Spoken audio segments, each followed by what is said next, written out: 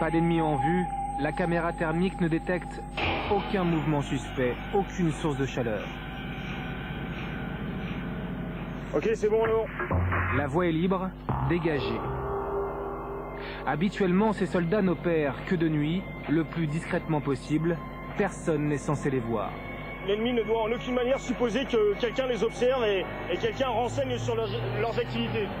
Leur mission, cette fois, observer un poste de commandement dans le camp adverse sans être repérés. Dans un premier temps, nous allons nous infiltrer jusqu'à ce qu'on appelle une zone mission.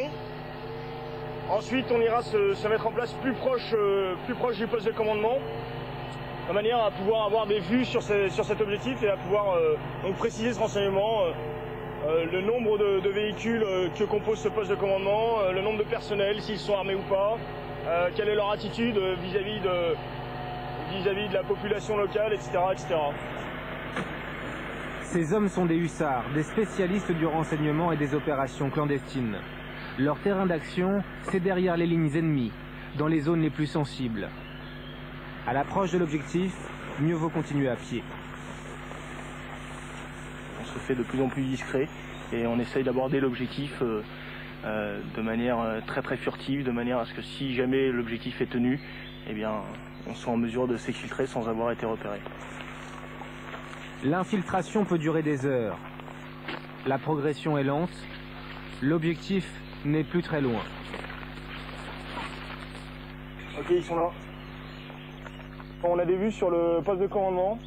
Donc apparemment, il est constitué d'un camion et de 2 jeeps. Donc on va installer le poste d'observation ici. Le poste d'observation, c'est cette cache sommaire au milieu des feuillages, invisible de l'extérieur. De là, ces hussards filment et photographient l'activité ennemie. Je suis en train d'observer l'objectif à l'aide de ma caméra. Et donc je transmets le renseignement vers ma base trans, qui elle-même le retransmettra vers notre employeur. On dispose de postes radio qui font de l'évasion de fréquence, de manière à ne pas être capté par l'ennemi. Et donc c'est la transmission de données, je ne parle pas à la radio, mais j'envoie que des textes. Frappes aériennes, attaques terrestres, c'est maintenant à l'état-major de décider de la suite des opérations. Et s'il faut s'engager plus profondément dans des zones moins accessibles, il y a d'autres moyens. Bon, l'intérêt de la moto, c'est qu'elle va être plus discrète et on va passer dans des terrains beaucoup plus difficiles où le VBL ne peut pas accéder.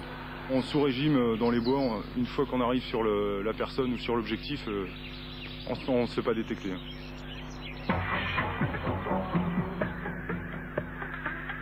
Ne jamais se faire détecter, sur terre comme sur l'eau.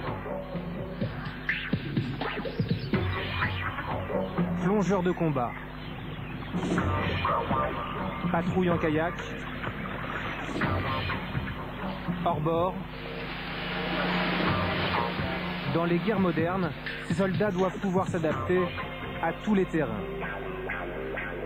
Les moyens nautiques, c'est particulièrement intéressant puisqu'on peut utiliser ces moyens en infiltration, notamment par voie aquatique, dans tout ce qui est zones urbaines et périurbaines. Parce qu'en fait, on se rend compte que beaucoup d'agglomérations sont coupées par des rivières et infiltrer des gens à la palme ou en kayak, c'est très intéressant pour recueillir le renseignement sur un objectif qui est situé près de la ville. Observer, cela veut dire aussi écouter, c'est la mission de ces soldats. À l'aide de ces antennes, ils interceptent les fréquences, les localisent pour tenter de savoir ce qui se passe en territoire ennemi. On appelle cela le renseignement tactique. Il s'agit aussi de recueillir des informations sur l'environnement, sur la population. Ça peut être quelque chose de moins palpable comme un état d'esprit ou des intentions. Nous sommes les yeux et les oreilles du commandant de la force d'action terrestre.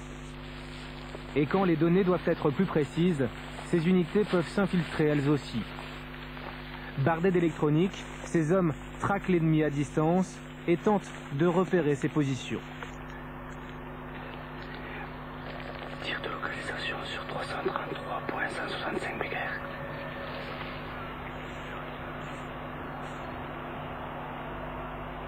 C'est l'antennaire qui permet de calculer l'angle d'arrivée des ondes. Donc tout simplement de nous donner la direction dans laquelle se trouve la personne qui est en train de parler, que nous sommes en train d'écouter. La guerre électronique, c'est un appui à la force, au même titre que l'artillerie. Donc le champ d'action de la guerre électronique, en fait, ce sont les systèmes d'information et de communication adverses. Et on agit en fait sur ces communications à des fins de renseignement. Dans sa quête de renseignement, le commandant des forces terrestres peut aussi compter sur ses escadrilles héliportées. Rapides, autonomes, sur des centaines de kilomètres, ces appareils des gazelles Viviane permettent de s'infiltrer et de progresser loin, très loin derrière les lignes ennemies. Une progression qui se fait à 30 mètres au-dessus du sol, jamais plus haut. On vole en très basse altitude, on pratique le vol tactique pour passer en dessous des vues de l'ennemi. Et comme on peut voir depuis le début de l'évolution, on se sert du terrain, et on se sert des compartiments de terrain pour évoluer en toute discrétion. Et pour déjouer les radars, ils maintiennent leur cap malgré tous les obstacles. Ces équipages sont pratiquement les seuls au monde à réaliser de telles manœuvres, passer sous les lignes à haute tension. La nuit, équipés de jumelles de vision nocturne, ces pilotes rendent leur machine quasiment invisible.